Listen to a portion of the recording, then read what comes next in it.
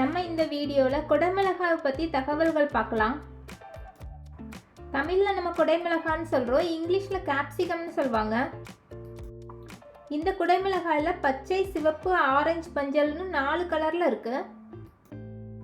ஆனால் நம்ம இந்த பச்சை கலர் குடைமிளகாய் தான் அதிகமான அளவு யூஸ் பண்ணுறோம்.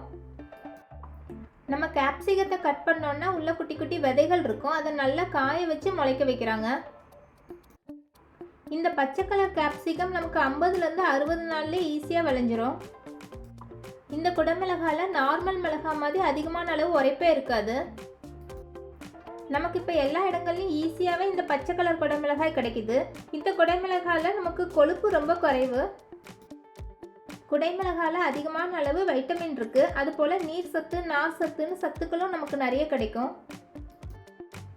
குடைமிளகாவை நம்ம முழுசாகவே குக் பண்ணி சாப்பிட்ணுன்ட்டு இல்லை, ஒரு 50% குக் பண்ணி கூட நம்ம சாப்பிட்லாம். இந்த குடைமிளகாய் செடி அதிகமான அளவு வெயில் தாங்காது.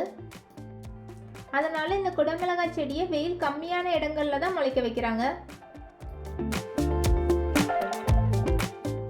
நீங்கள் குடைமிளகாய் வாங்கினீங்கன்னா நோட் பண்ணி பாருங்கள், அடியில் 4 பகுதி மாதிரி இருக்கும். 4 பகுதி மாதிரி இருந்துச்சுன்னா அது இனிப்பாக இருந்த மாதிரி இருக்கும், அது சாலடுக்கெல்லாம் யூஸ் பண்ணுவாங்க.